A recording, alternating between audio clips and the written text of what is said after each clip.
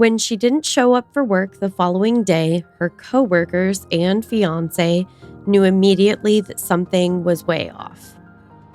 This is the part of the movie in the beginning where everything is nice and planning a wedding and everything is wonderful. I almost forgot that this was going to be a bad story. Yeah. And then now she's gone missing and I'm like, oh yeah, this sucks. Yeah, this does suck.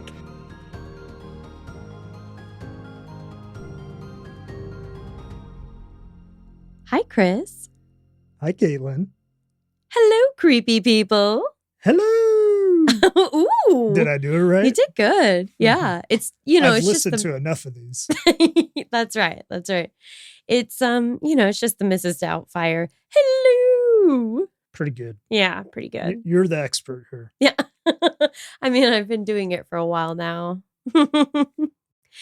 If you're new to our creepy corner of the world, this is P&W Haunts and Homicides, where we chat about true crime, the paranormal, and all things creepy in the Pacific Northwest. We do a tarot reading at the end for deeper insight into this episode, so make sure you stick around if you're into that. They are into it. I think it's been established. Yeah. Just making sure. Oh, yeah. No, we say that all the time. We're like, if you're into it, and you are. Oh, I'm into it. Yeah. Oh my gosh. I can't believe it's taken this long to drag you onto the show. Yeah. A lot of behind the scenes stuff. No kidding. But now I'm sitting in the hot seat and yeah, a little feel? awkward. I don't know what to do with my hands. Oh, classic. Classic. Well, for those of you that don't know, well, first of all, this is not Cassie. I think we were pretty clear about that at the top. If you couldn't tell. Yeah. This is my fiancé, Chris. Husband next week. Yeah, that's right. Exactly. By the time this comes out, I believe we will actually be married. So, fingers crossed. Exactly. Unless he gets really upset about this episode tonight. We'll see how this goes. Yeah, we'll just see how this goes.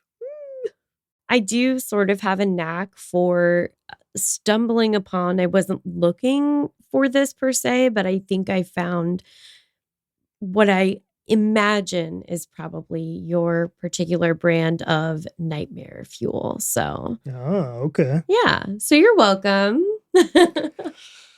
Yeah. I think I'm ready. Okay. I'll do okay. He's like, yeah, I've been listening to your episodes for a while now. I think I know what to expect. And yet every week, Cassie walks in and out of here just a totally different person. Yeah, she does look different to me every single week. I don't know what you've been doing to that poor woman. I know. Well, she's going to get to hit the easy button with this one. Yeah, nice. Yeah. She has already read the notes for this case. Oh, okay. Yeah. I have not read them. I know. That's and by usually, design. Yeah, usually you're the one that reads them for me. So I do. Proofreads for me a lot. There's not much to proofread, honestly. Yeah. I'm just getting a sneak peek. Yeah. Sometimes he catches some really egregious typos. I am a grammar hound for that stuff. It's not even grammar. It's just like, who was typing this? Drunk monkey. I was going to say you. Yeah. But I want to be careful what I say here. Yeah. Exactly. Yeah. Oh my goodness. Okay. Well, I don't think we really have any business. Nothing that's new and pressing anyways. So we're recording this after dark. It's not actually dark outside, but basically what we mean to say, we're recording this at EOD. End of business day. So, chop. We've already had a long day at work. Yeah, here we are. You guys usually do this on the weekend. That's right. Yeah. Like all day for one of our weekend days, typically. Mm-hmm. This last weekend, we got to play hooky for the batch party. Yeah, that was a lot of fun. Yeah. We went to Hotel Oregon over in McMinnville. We'll post pictures and some videos and some fun stuff from the weekend. You're looking at right now one of the fun stuffs. That candle. Yeah, one of my gifts from Cassie. She outdid herself. I have my Bridal Yeti, of course. I'm jealous. I know. Bridal beverages, very important. Got to stay hydrated. Yeah. No. So, and we'll set up the tarot camera here in a little bit, and everybody will get to see this very saucy candle. I don't know what to say about that. It's making me a little flush. I'm blushing over here. Oh, my virgin eyes. Oh, that's right. Yeah. Do you think anyone's buying that, sir? I'm doing my best to sell it. Okay. Well, we'll see if anyone's buying.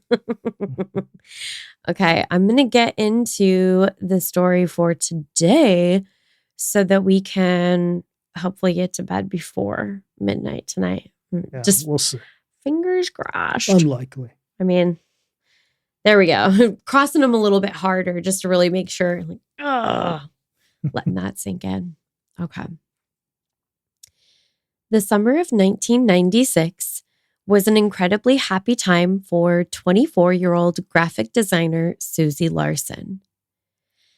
At the time, she lived in the Lake Oswego area and was preparing for her wedding that September to her fiancé, Keith Hibley. Wow. Okay. Yeah. I see why you saved this episode for me. Yeah. I was like, you have got to be kidding me. We are preparing for a wedding. That's true. Yeah. I mean, and how strange, right here in our very own Pacific Northwest neck of the woods. Mm-hmm. Not far from home. Yeah. I wonder if there are any other parallels. I'm sure there is. Actually, I don't know that there are a ton. It's not far from, a lot of places that we know of and have visited, but it's enough for me. Yeah. Yeah, that's enough. That's enough. We don't need more. Yeah. The couple had met when they both worked at Mattel in California. She worked for the Barbie division and he was on with Hot Wheels. On brand. Yeah. Yeah. Very gender normative, but that's okay. Those that knew Susi best, like her sister Mindy, as well as her father, described her as optimistic and friendly, if at times a bit too trusting. Okay, so I lied. There could have been at least one more parallel, arguably. Yeah, that reminds me of somebody. I can't quite put my finger on it. You can drink if you want to. Oh, okay. Yeah, you can. I'm going to be drinking a lot of this. Yeah, you can still drink. I got to get through this. I don't know what I'm doing. I'm not a professional like you and Cassie. You're doing just fine. On August 27th, she went to visit a male acquaintance that she'd met through mutual friends. He had reportedly agreed to make her a pair of earrings for her upcoming wedding. Some source material says that he was supposed to be making jewelry for her bridesmaids. Okay. So I don't know, either or, maybe both. It's a little unclear. I think that's one particular detail that detectives are probably yeah, jewelry, you know, yeah. Cool. Shoe shopping. Exactly. This man was known within her friends group, including her roommate, though Susi personally didn't know him very well. Oh, this is so funny. Okay, so this is in my notes. At the time that I was writing this, it says, I just got my own wedding earrings this week. They came all the way from an Etsy seller in Finland. Wow. I should have brought them in. I don't but think I even knew that. yeah, they're really pretty.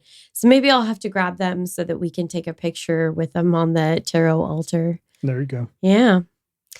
When she didn't show up for work the following day, her coworkers and fiancé knew immediately that something was way off. This is the part of the movie in the beginning where everything is nice and they're planning a wedding and everything is wonderful. I almost forgot that this was going to be a bad story. Yeah. And then now she's gone missing and I'm like, oh yeah, this sucks. Yeah, this does suck. It does suck. Yeah. I know it kind of hit me partway through because I was like, oh, thinking about our wedding planning. And then I was like, oh, that's kind of a bummer. She just was a really reliable person. Obviously it sounds like loved her job. Graphic design sounds like such a cool job. Especially in the 90s. Yeah. All that was real new. Yeah. So, I mean, she had a really cool job. She lived in this, hip little part of town and she was about to get married. She was just really crushing it life-wise. So it just wasn't like her to not show up to work. Gotcha. No one seemed to have knowledge of her whereabouts between her appointment on the 27th and the following day. Her family and friends were quick to act on their concerns, and they were furiously putting up flyers all over the Lake Oswego and Tualatin area pretty much right away. While concerned about her inexplicable disappearance, they were still somewhat hopeful that she would be found and have the wedding of her dreams to look forward to. Of course. Yeah. And of course, a lifetime of wedded bliss with the man that she loved so dearly. There had been a strange encounter on Goat Mountain East in Malala involving a group of youths 4 days prior, but little information seems to be available about what specifically occurred.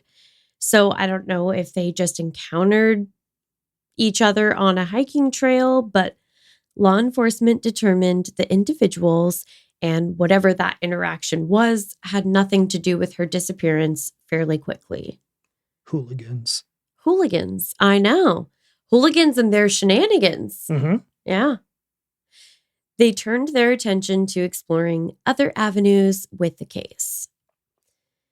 The man she'd planned to meet that day, Billy Oatney Jr., was first interviewed by police on September 2nd, where he claimed he hadn't seen her in 3 weeks.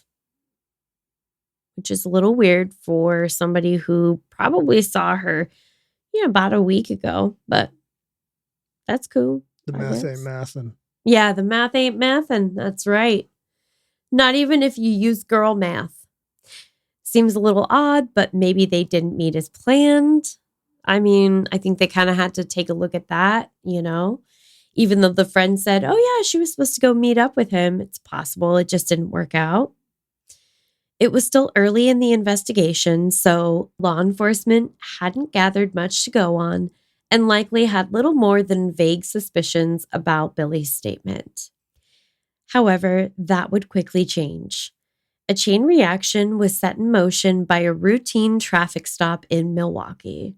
They're never routine. They're all but routine. They're always routine. That is how all of these guys get caught. All of them. Like broken taillight. Yeah. God. Just, maybe make sure that your taillights work. Mm-hmm. Like they always say, like, if you're going to be committing crime, like make sure your taxes are straight. Make sure your brake lights work. Mm. I don't want to be accused of creating like a how-to guide here, but like it's a little infuriating that people are that dumb. Seems like common sense. Yeah. But you know what? Stay stupid. That's a thing I've heard. It's working out for the rest of us. It really is. It really is. The officer noted that when he pulled Billy over, that his license plate light was not working. Wow. Yeah. That's not a thing that you usually get pulled over for. Yeah, it didn't sound like it to You me. sure this So wasn't a tip? Okay. nothing that I read indicated that they were really sitting on this guy at this point. And Milwaukee, I don't know that they were involved in any efforts with the case at that point either. So I think this is just like a dumb luck thing where maybe there was something else about the vehicle that looked suspicious. Intuition. Yeah, I don't know. But a cursory search on the ID he presented produced nothing. Still, usually these days, the police have bigger fish to fry, I would say. Yeah. Wilford Johnston, his passenger, was a different story. You might call him that bigger fish at this stage, at least, as he had an outstanding warrant for a parole violation at the time. So they're like, oh, great. It's a twofer. Nice. Yeah. I don't know if they ticketed him for the license plate light thing, but I don't know. Maybe. We're going to say it happened. Yeah. Honestly, again, like bigger fish to fry here, but I was curious. I just, I felt like there were more important things to focus on. The officer also spotted a duffel bag that the pair appeared to be particularly fixated on. Which is so funny because I feel like that's like a little kid who's like trying to sneak a cookie or something and they're like looking at it but trying not to look like they're looking at it. Right. And it's always super obvious. A duffel bag outside of the gym is always suspicious. I feel like, yeah. And they apparently didn't look like they were more than likely coming from or to the gym. Mm-hmm. So Billy allowed the officer to search the bag when asked, which is another one of the dumbest things that I can think of somebody doing in his shoes. But he inventoried the items inside. A replica gun, and a large double-bladed knife, along with a pellet gun, a stun gun, and duct tape. Oh, and also a lockpick, and binoculars, some large scissors, and also condoms. Uh-huh. Okay. So nothing to worry about here. Yeah, it's like, what the fuck? Carry on. The creepiest. That isn't no. Just I don't want to. No rope? You know what? I was thinking, I'm like, there's no gloves, there's no rope. So it's fine. It's probably fine. Yeah. But I seriously, when I was reading this, I'm like, that is almost as creepy as finding a long buried Israel Keys kill kit. Like, except this dumbass apparently thought his duffel bag contained no red flags. He was like, there's no gloves. There's no rope. It's fine. Right. This is my like, I take this with me everywhere. Who doesn't? I mean, yeah. Got one in my trunk right now. Chris is I have nothing to say about that. Chris is like, I have second thoughts. Now, as probably literally no one is surprised to learn, these two jackalopes are firmly planted on law enforcement's radar. They had just become persons of interest in Susie's case. Obviously, it wasn't like there was an official announcement at the time, but anyone who was on the fringes of this friend group that had an awareness of Susie's scheduled meeting with Billy, and then his subsequent questioning, as well as his friend's arrest. Frankly, they had to be shitting their pants. It's not looking good. No, it's not looking good at all. Law enforcement already had Wilford, his buddy, in custody due to his outstanding warrant. When they listened to taped conversations between Wilford and Billy from jail, they learned that their prisoner's friend may have involvement in the disappearance of Susi Larsen. Those dummies. Do people not just, you don't know that those calls are recorded? I feel like in the movies, when they pick up the phone, it even says Mm-hmm. as it's dialing that this call is being recorded. Is that not a thing? Oh, I have no idea. I Again, need to get a your dad common on the sense pod. I have a thing. lot of questions for him. Yeah, he might know. He would probably know. Billy's landlord consented to a search following law enforcement's dedicated efforts to keep close observation of the two as they built their case. Oddly, Billy had moved out of his apartment shortly after Susie's disappearance. I mean, I don't think it's that weird. People like to move. Mm-hmm. Yeah. But maybe he had already made those plans. I'm sure that's it. He seems like a discerning dude. Keep in mind, there are some limitations when it comes to forensic evidence and testing at this point. They found blood on the carpet in the apartment that was a match to Susie's blood type. Blood type is still a pretty broad. Mm-hmm. We're getting there, but not quite. Yeah. We feel like we're getting on to something. They were then also able to get a search warrant for his vehicle, where they recovered the previously described creepy presumed unaliving kit. Law enforcement continued their surveillance efforts, now seemingly singularly focused on Billy, seeing as they already had Wilfred in custody. And then, they already cleared those meddling kids. Right. The hooligans. Yeah, the hooligans and their shenanigans. Yeah. It's unclear to me when the following details were uncovered in the investigation efforts, but local law enforcement learned some disturbing details about some of the time that Billy spent abroad. Abroad where? He'd served in the military overseas in Japan.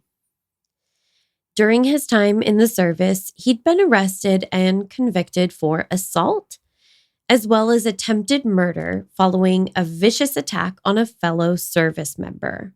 Well, okay. Yeah. Little aggressive, even for the military. Not a great sign. He had slit the man's throat. Whoa, okay. Yeah. So, like actual attempted murder. Oh, yeah. Not like I beat you up a little too bad. Yeah, no, this isn't Con Air. Yeah, okay. That's the one where he beats the guy up too badly and goes to prison because he's a deadly weapon, right? Oh, God, that does sound like a Nicolas Cage movie. It is a Nicolas Cage movie. Well, no, I know that, but like just the premise, like, yeah, my hands are registered weapons. They're not registered, but you can actually be. I looked into this recently, and I can't say why, but I did look into this recently. You can be charged even if you don't have like a physical, traditionally speaking, weapon. Mm-hmm. Your hands can be considered weapons, but registering them is not a thing. So, okay.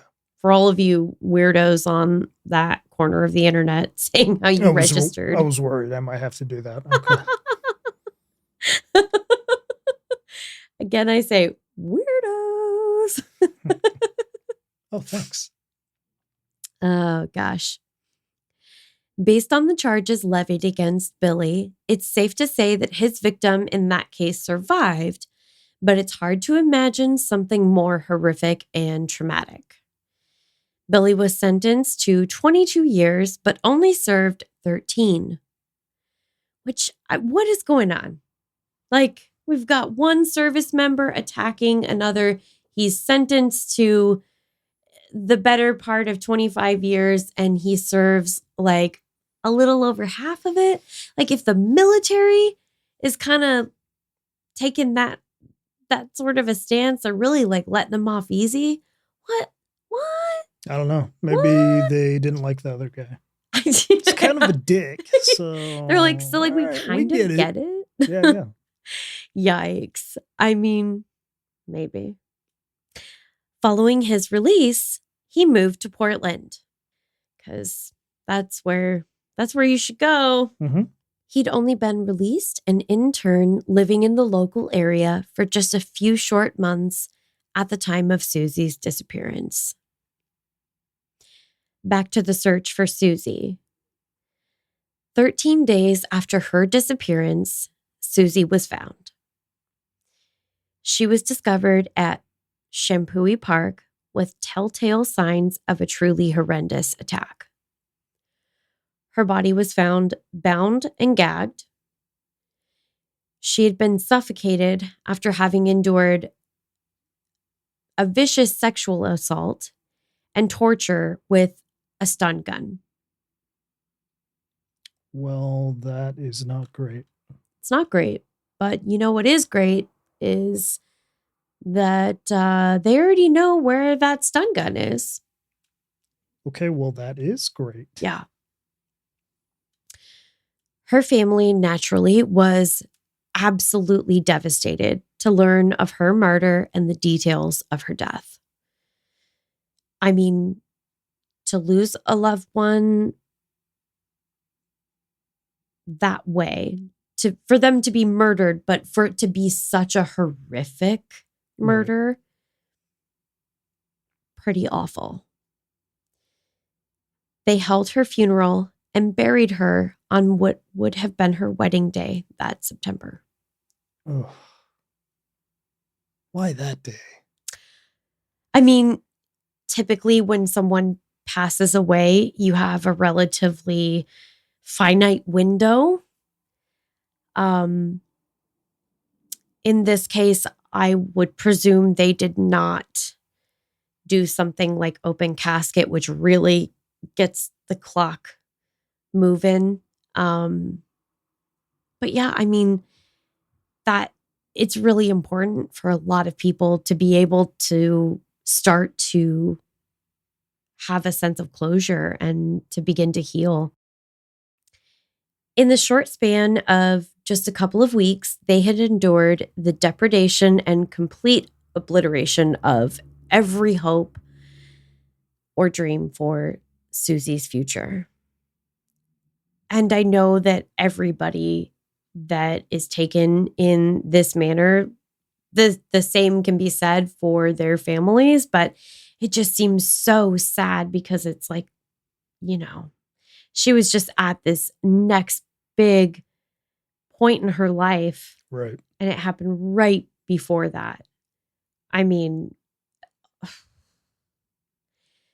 yeah, the timing is not good. No, it's awful. I'm not sure there's any good timing to be murdered in that way.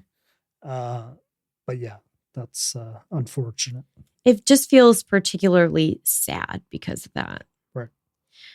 Her mother, Shannon, said she could do nothing when told of her daughter's death except scream.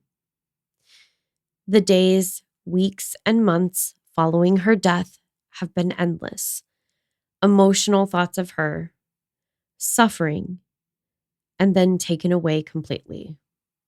Oof, which just gives me the heebs and the jeebs. October 23rd, 1996, would become a central focus in the legal case that ensued. It's the date that Billy's lawyer told him to come forward and share the facts of the case as he knew them to law enforcement.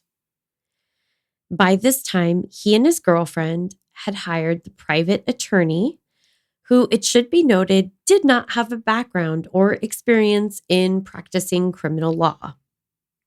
What did he have a background in? I'm not really sure. I think they probably just found someone that they could afford. They probably just felt like it was important to have representation. Okay. I don't think the girlfriend had to worry that long about having representation. I think pretty quickly she was like, okay, so I'm going to go now. Bye. Probably a good idea. Yeah, a wise choice. He said he'd initially stayed quiet because he didn't have a solid alibi and was afraid that he would be implicated in the murder based on the circumstances. You know, like it happened in his apartment. Can't have that. No. Although I will say, granted, it's all probably people that are intoxicated to some degree, but like, how is being at a bar in a very public place for, you know, a set period of time not a good alibi? You would think. You would think. Police asked for permission to play part of his recorded statement to Wilford, and Billy agreed. A lot of dumb things happening here. When he learned that Billy had turned on him, Wilford was angry and finally decided to provide new information to the police. He'd been staying with Billy in the days leading up to Susie's disappearance and murder. After hearing the recording of Billy's conversation with the authorities, he recalled the events, sharing a markedly different story from that of Billy. No way. I know. What? He's like, no, I definitely didn't do that. Wilford said that on the very night of her disappearance, Billy had told Wilford that he had been on a date with Susie when he brought her back to his place. Okay. Survey says that's a lie.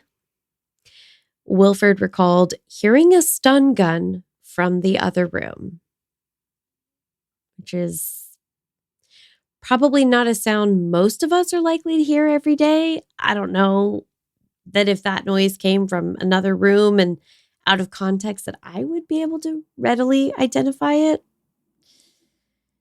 But I would have questions. I would have follow-up questions, and I would go to seek that information and probably immediately be stun gunned. So that's... I would be shocked if I heard that.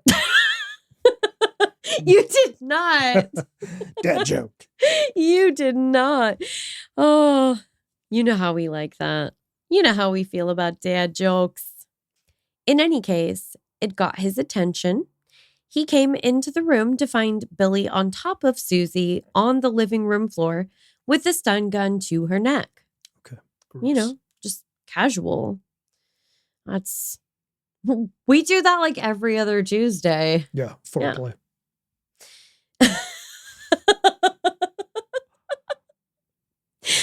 Up to this point, Wilford is only guilty of whatever past crimes he had committed, and maybe also of having a slightly creepy friend, which, if I were the leader of this country, I would make it a crime. Being creepy is a crime. No, we can't say that. But like creepy people. Yeah. We have creepy No, but people. I mean like creepy in a bad way. You can be creepy like in a good way, like creepy cute, creepy spooky, creepy. Just don't be a creep. Don't be a creep. Don't be like an incel creep. Don't be the list goes on and on. All of the other adjectives that I'm going to slide next to creep are very heteronormative for the males in the audience. And okay. And they're all gone. Poof. I know. All three of them. Like that one time we got a response to a tweet that we put out from a male listener, and he was like, "Hey, there's 5 of us." That's funny. Instead of intervening for Susie's safety or simply removing himself from the situation to get help, Wilford helped Billy tie Susie up. As one does. I like how your face said one thing and then your mouth said another one. And somewhere in the middle, you were just like, I'm so uncomfortable. Very much, yeah. Yeah. Billy then proceeded to cut off her clothing and sexually assault her. Just trying to stick to the basics and the facts of the case on this and not be too terribly graphic. But even knowing some of the details of the attack before hearing Wilford's recounting of events, it's truly shocking. Just the series of events and the fact that, like, okay, maybe you didn't know this guy was going to do something like that, but then you're presented with this situation and... Little too eager. Yeah, well, bet. Kinda seems like you were into it. Yeah. You were part of this. Yeah. I mean, I don't want to go around throwing out the word accomplice, all willy-nilly, but Allegedly. Or allegedly. Oh, okay. I like that. We made that word up recently, so. Oh, okay. Yeah, that was Cassie's brainchild. You guys make up a lot of words. We do. It's hard to keep up. I know. Well, listen, when the ideas are this good, you just got to roll with it. Got to let them out. Got to let the people know. You got to let the people know. You guys, we have something really exciting to share with you. Let's hear a few words from our new pod besties. A Little Bit de Todo is a podcast about a little bit of everything for curious minds of all ages. I'm Christina, and you can tune in every weekday to learn about things like Cinco de Mayo, Chihuahuas, and volcanoes in Latin America. Episodes are bite-sized, 10 minutes long or less, and always Latin American related. Subscribe and follow A Little Bit de Todo podcast wherever you listen to podcasts. Check them out, creepy people. You can find their info in our show notes. Maybe because there's a little part of me that, even knowing how the story ends, had hope that rather than going along with his friend, that Wilford would help her. There were so many opportunities for this person to, even the point of after this has all been horrifically perpetrated on her, there are so many opportunities for this man to go, fuck. This is awful, and I'm probably going to spend the rest of my life in prison because I did, in fact, by my own confession, I've admitted to this, that I played a very significant role in this crime. He could have done that, and that would have even been slightly redeemable. Really slight. Yeah. Very slight. The slimmest. Yeah.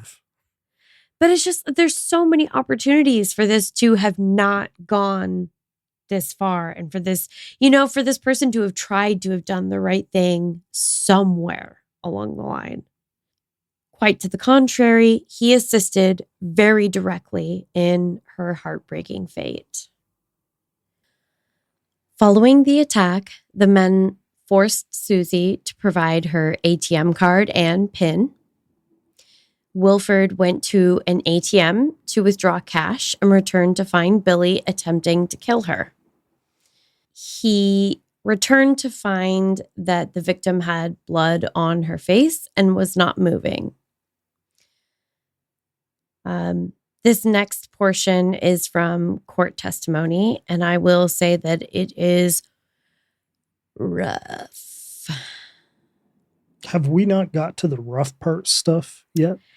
I know. Really? That's pretty much what Cassie says like every week. Yeah, no, it's pretty rough. This really just has more to do with the difficulty of hearing the testimony of multiple parties involved. Yeah. Okay. Let's get into it. Wilford testified that Billy told him upon his return that he had hit and choked the victim because she, quote, just wouldn't have sex with me. Well, that is a reason. Yeah. Not a good one. Yeah. He further stated that he had tried to kill her, but that she just wouldn't die. Wilford stated that he then helped Billy as he held a plastic bag over Susie's head until she stopped breathing. The following day, Billy Oatney Jr. was officially placed under arrest. Meanwhile, Wilford negotiated a plea deal. In 1998, Billy was found guilty and sentenced to death. Okay. The end. Really? Just kidding. Yeah? No. What? I was like, that's an abrupt ending. Yeah, you're like, that's so weird. You didn't talk about the trial or... That's like very little testimony. It's very little that you've said about the whole case. Susie's sister Mindy told Oatney at his sentencing, "I hate you for what you did to my sister, and I hate you for what you did to my family. My hope is that you will feel 1 ounce of the pain and fear that Susie felt. And every day to the day of your execution, your life is a living hell." Here's to hoping. Yeah. Susie's father, Ted, also spoke at the sentencing, stating, "She trusted and she saw the good in everyone. That innocent trust ultimately led to her death. How dare you? Your legacy will be one of murder, one of rape, one of sodomy, one of pain. You have nothing worthwhile to contribute to this life and never have. I hope you rot in hell." That was a good speech. I think so too. I like that. I think a lot of times the statements that we hear from families tend to center more on forgiveness in one respect or another. And I think part of the reason why we do is that it's really difficult to think about being able to forgive someone that did this to a person that you love. Right. And I think, and you know, if that's what they've done, how they feel, that's great and all, because forgiveness is often to help themselves, which is what they need. But no, I prefer hate. Yeah. Yeah. I hate that guy. Yeah. I know. Don't know him. Never met him. Hope to never. Still hate him. Still hate him. Yeah. That's the party line in this house. And the dad's right. That's his legacy. That's It all I is. know about this guy. Literally the only thing you know. He is a piece of shit. Yeah. Every which way. Every which way. From here to Japan. On his way back to his seat, Larsen whispered a clearly heard obscenity to Oatney, who replied, "Pardon?" Pretty ballsy for a man who can now only be kept safe by the state. Mm-hmm. Yes. There would not be a place you could run to that you would be safe from me if you did this to one of my family members. Yeah. Not that we're advocating for vigilante justice or violence, to be clear. When Oatney addressed the court, because of course he's gonna, he again took the opportunity to blame the crime on his buddy Wilford, because of course. He said of Susie that she was, quote, "a beautiful person inside and out. I am happy to have known her." The absolute audacity of this man. But he goes on to say that the hatred and contempt of Susie's family toward him, quote, "disgraces Susi Larsen's name. If that makes them feel better about themselves, well, I hope that eases their pain. These people are praying to God that I be hurt and degraded. You people are not godly." No one's buying your shit. Yeah, I mean, if that isn't the pot calling the kettle. Ooh, that really got me hot when I read that. I was just like, You're not saving any kind of face here. No. Even if that was 1,000%, if you were innocent and that was 1,000% the truth, you still look like the asshole. Yeah. Sir, first of all, how fucking dare you? And second of all, none of what they've said to you publicly is even a fraction of what I'm sure they feel. Let's just be honest. They're certainly not alone in that. We're on board. The details of Susie's murder left many horrified and disgusted. Susie's fiance, Keith, spoke as well, stating she had been the love of his life. That life was snuffed out by that man sitting there, he said, refusing to acknowledge her killer by name. It seems like only a few months ago that I stood along a rushing river and gave Susie a ring. I'll cherish that moment as the happiest moment in my life.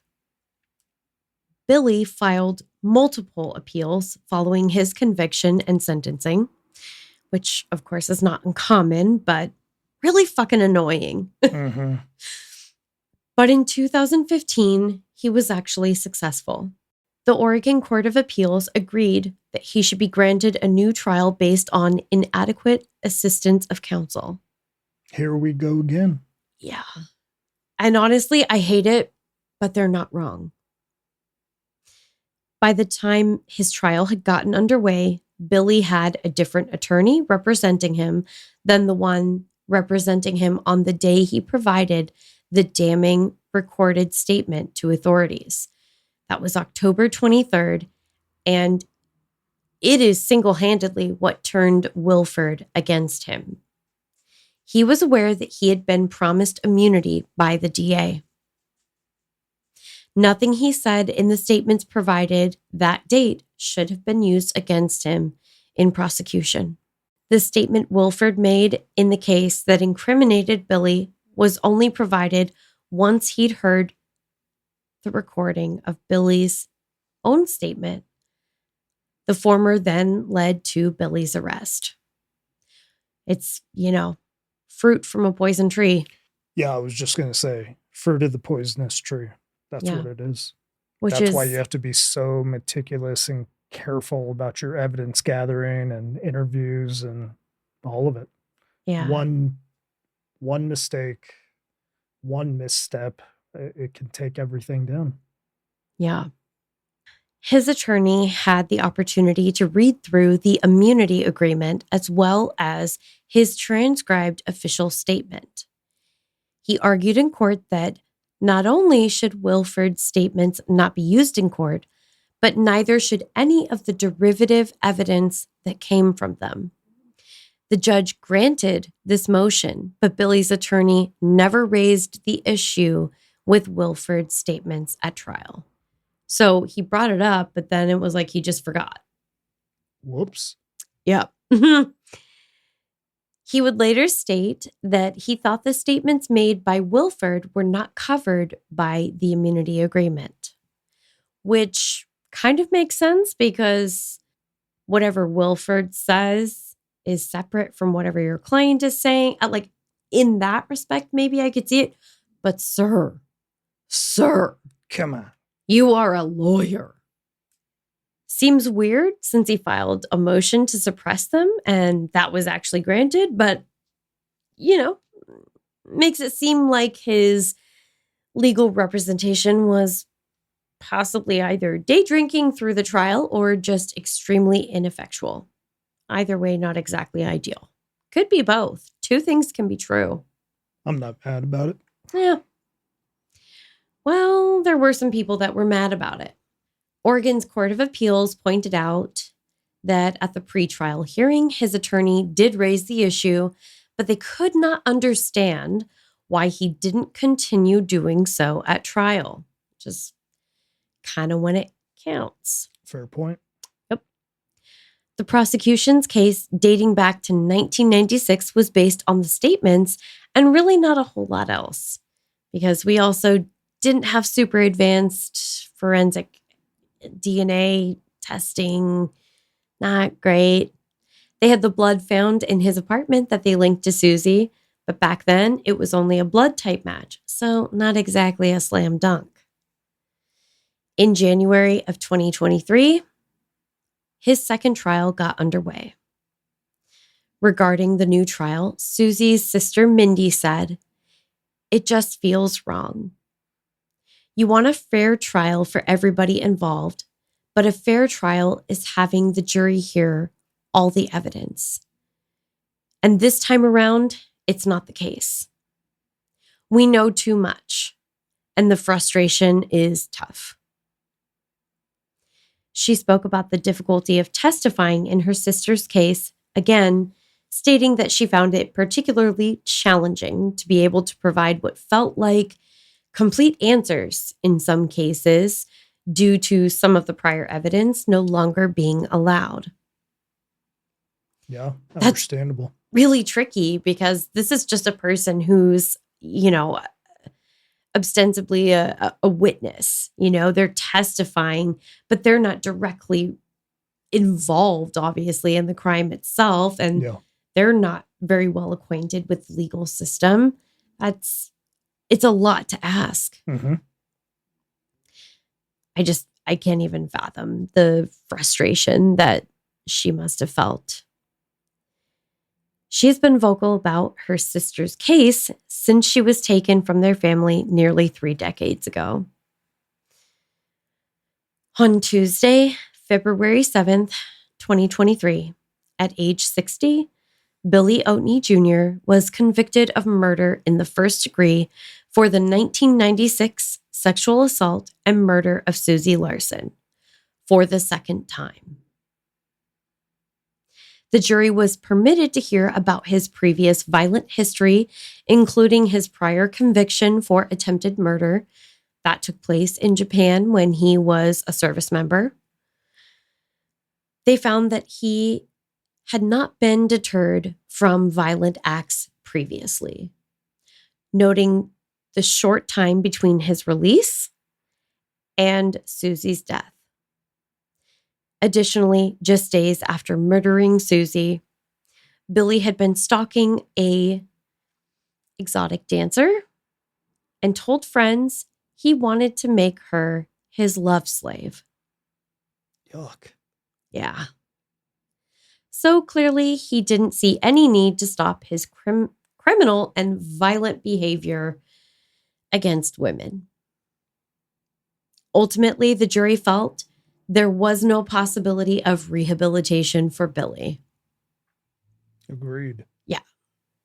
Finally making the right choice.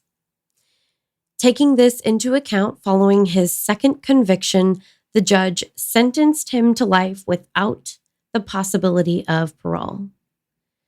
And all I have to say is, sayonara, sucker. You had me worried with this whole new trial thing. I didn't know which way this was going to go. It wasn't looking good.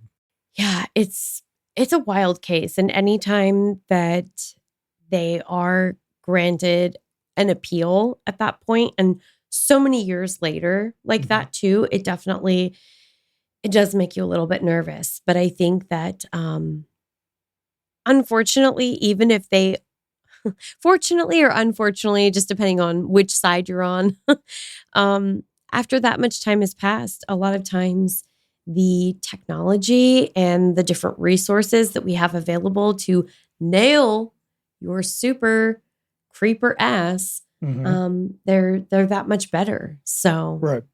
It's unfortunate for Billy, I suppose. But do we even care about that? Yeah, but I mean, for the family to have to kind of go through all of that again. Yeah. Regardless of the outcome. Yeah. That was tough.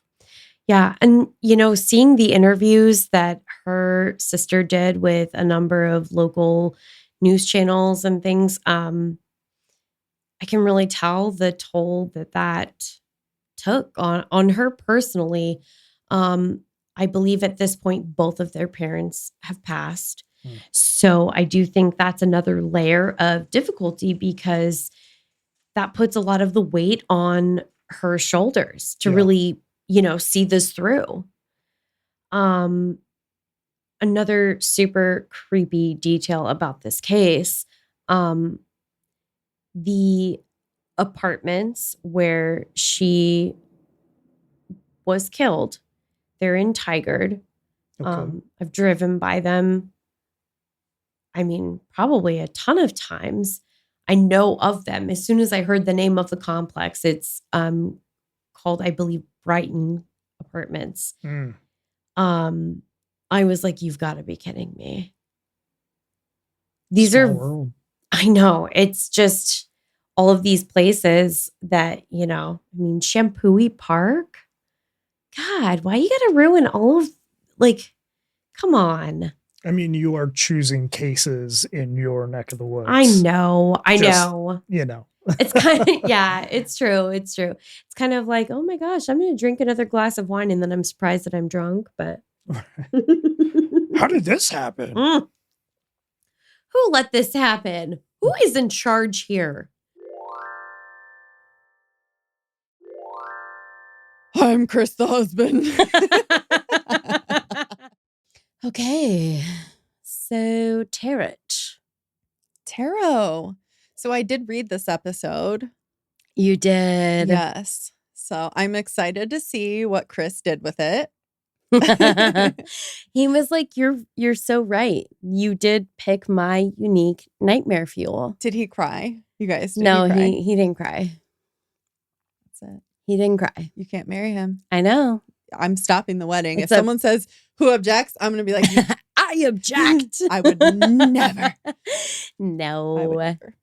Okay, well, I'm excited to listen, but Chris didn't want to do tarot. He was like, yeah, that's too witchy for me. Well, honestly, I think he's a little bit freaked out by the readings that he's seen me give to like close family members and friends, and maybe some of the readings I've given to him himself. She's a witchy bitch. I'm a witchy bitch. It says so on the wine glass. Like it's hard to read with like the lights and everything, but I didn't even think about that. Witchy bitch. Witchy I think bitch. You can see it. And a spooky bitch. If not, take my word for it. Take my word for it. I'm the more believable one, even though I can't speak. It's fine. Yeah, I think it's important to note that we are very open right now. We have waited until we were 2 glasses of wine in to go ahead and do the tarot. So like we're very open. Spiritually. Okay. I feel like I'm like kind of, you probably can't really tell. I'm about a third-ish of the way into the deck. Okay. Does that feel okay? Oh, okay. Oh, interesting. 2 of Cups. The imagery, I feel like, kind of works in the traditional deck. What? I have something to say. What? This is basically like the Lover's card number 2. Kind of. We pulled this card when we were doing, like, we were about to do your proposal thing for your wedding. We pulled the 2 of Cups and I was like, Really? shit, tarot, like, don't give her any ideas. Oh my gosh, and you thought I was going to pick up on something and I was like, yeah, she didn't. I was like, I'm a Yogi Bear. If you're new here and you want to hear that, go back a year or 2? Yeah. A year-ish? Year and a half. About a year and a half. Yeah. Okay, well, this is kind of freaky because it made sense then. It makes sense now. 2 of Cups, our keywords are partnership, harmony, creative exchange, and cooperation. In many decks, the 2 of Cups shows a man and woman holding chalices as if toasting each other, or like literally standing in front of an altar. Yeah. The card represents joining forces with someone, either romantically or in a creative, spiritual endeavor. Now, this works twofold, I think, when it comes to this case. Okay? So I think this applies to romantic partners in this case, and I think it also works in like a, criminal partnership in this case. Yeah. You share a common dream, interest, or passion and can work together to bring it into being. Or maybe you literally already work together at Mattel. Yeah. Mutual. I know, isn't that? Forgot about that I know. part. It's kind of heartbreaking. It really is. Mutual respect and equality exist between you. The upright 2 indicates a period of harmony when things go smoothly between you and another person. Did Because like I've read this a while ago. Did they Yeah. have this at first? Like, did they have this like harmony? Well, okay, so the thing that's important to remember about this case is that Susie was not murdered by her partner. Yeah. This is it's a third party. So her relationship, I mean, it couldn't have been happier in terms of her romantic partnership. She was supposed to get married like 2 weeks after her disappearance.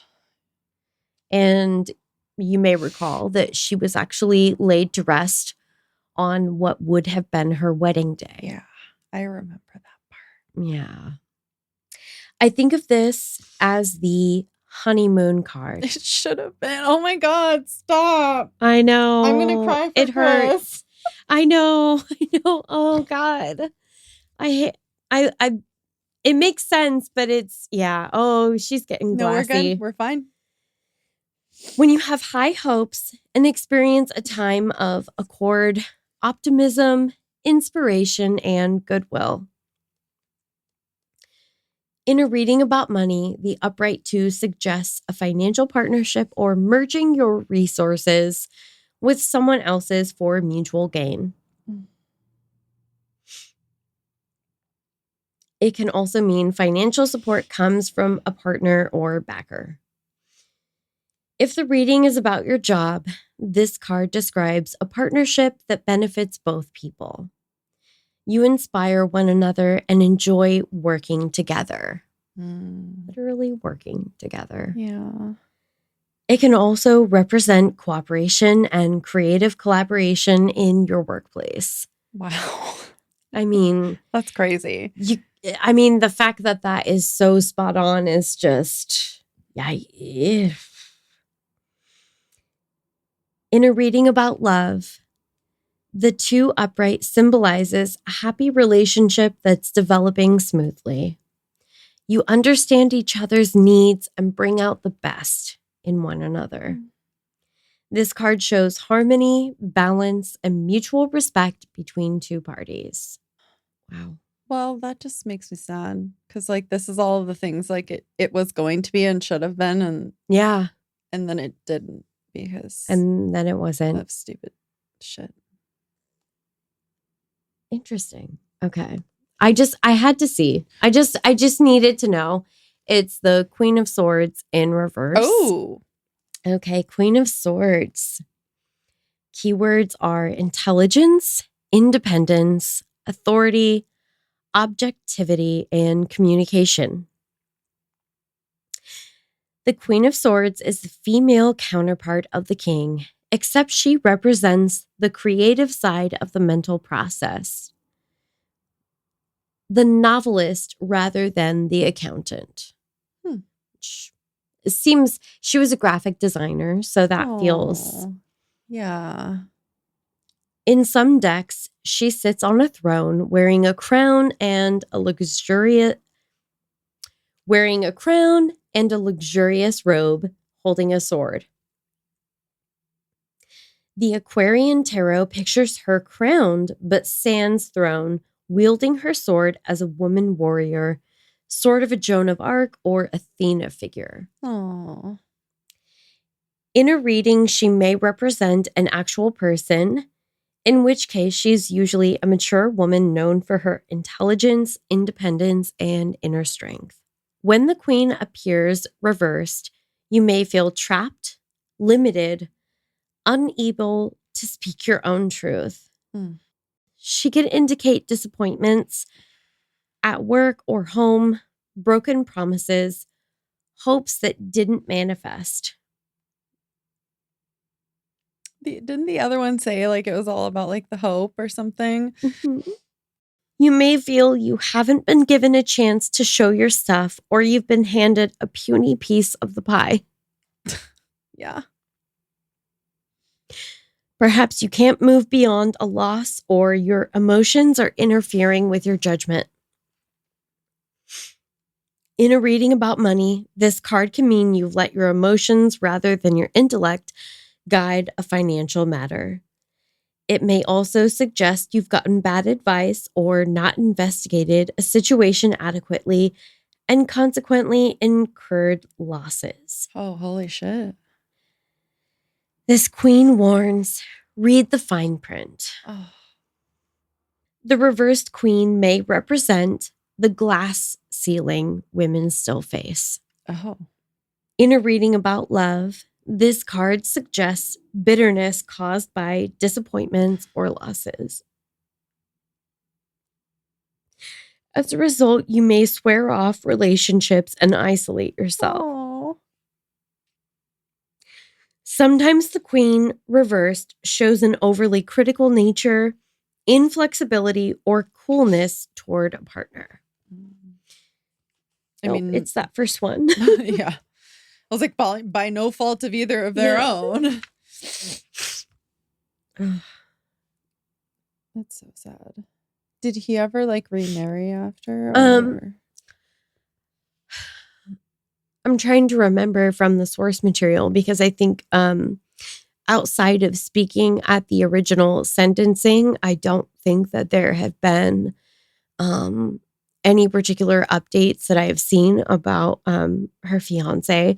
And I think probably a lot of that has to do with, the only way to move on in that situation for him might have been that, after he's sentenced and he's, sent to prison, like I have to separate myself from this. Yeah, for sure.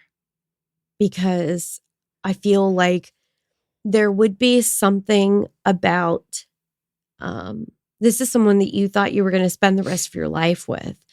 And they were so young. He still had so much life ahead of him. And he really did have to, he would have to try in some respect to sort of compartmentalize this in order to be able to go on to like have a life. Whereas someone in her family who has their, partner and they have the support of their, family long term, I think you're just approaching those things so differently. Yeah. You have to grieve that in a different way and let go of that person in a different way. So hard. Yeah. I can't imagine. I've had so many horrific flashes of just, intrusive thoughts or horrific daydreams about like something happening. Yeah. And I don't know how anyone moves on, but for this particular situation, I mean, the fact that you are just weeks away from your wedding, I couldn't wrap my head around it. No. I really makes couldn't. me want to throw up. Yeah. No, My mouth is getting watery. Yeah. Well, those cards worked. I mean, wow. I don't know that I've had a reading that has felt so like that just resonated in a way that I'm really glad I pulled that second one. Yeah. I knew you were going to. Is that weird? Kind of, because I didn't know until I did it. I knew as soon as you pulled this other one, like I knew it would work, but like I knew that you were going to have to pull a different one. Yeah. Just based off of what it was. I was like, this is too like feel good. I know this is like what, obviously on the altar, this is like the vibe we were going for, like the couples and all the things that should have been. But what's weird about this is I just realized that pulling a second card in this moment, like I never planned to pull another card. I always plan on it being one card. And I'm if anything, I'm resistant to pulling additional cards. But it makes sense because I mean, this is a situation where he had two trials. Right. 2 of Cups, 2 trials, and 2 people, cards. 2 people on the altar. We have the 11-11. Yeah. Oh, God. Well, should we just like talk about this beautiful candle real quick? Yeah, Chris and I talked about it a little bit did you? Yeah, well, we can talk about it. Oh, I was like, did you just like Talk show about- the butts or? Well, we didn't. No, show the butts. Should we show the butts? you Show the guys? butts. We need a little pick me up, I think, after this. God, fuck me up. That was I guess the joke's on me because I was like, oh my gosh, I figured out what's gonna really like set everybody off right before the wedding. And I was like, I guess I forgot I'm everybody. Let me just fuck myself up Yeah. real quick. Well, yeah, naturally, because I'm Yeah. like obviously deeply sick in the head and a little bit of a masochist, but what are you gonna do? You know? Cry on camera. Yeah. It's great for your makeup and Yeah. I'm not at all sniffly. I don't sound at all nasally. It's fine. Well, I'm glad I don't have to sit here through this whole The whole episode, thing's- and I just got to read it and skim as need be. Yeah. And then you got like the fun part, the tarot. Yeah, I get the Yeah. the fun part. I mean, sometimes you just need a good cry. Yeah. Well, I'm gonna go cry off camera. She's not. We might go get a snack though. I'm I feel okay like with snacks. that would probably rejuvenate us. I might cry eating snacks because they'd be so good. They're so good. They're so good. All right. Have a creepy ass day. We'll See you next wedding. Tuesday or whenever. Oh, I didn't know that you guys are still saying that part. Whoops. I said wedding. You said wedding? I thought you said Monday. I and said, I was see like, you next why did you say wedding. Just the joke's on us because none of us are getting married ever again. No. No, I will never do this again. I'm surprised my hair is not falling out. I'm glad that it's not. Yeah, which just knock on wood.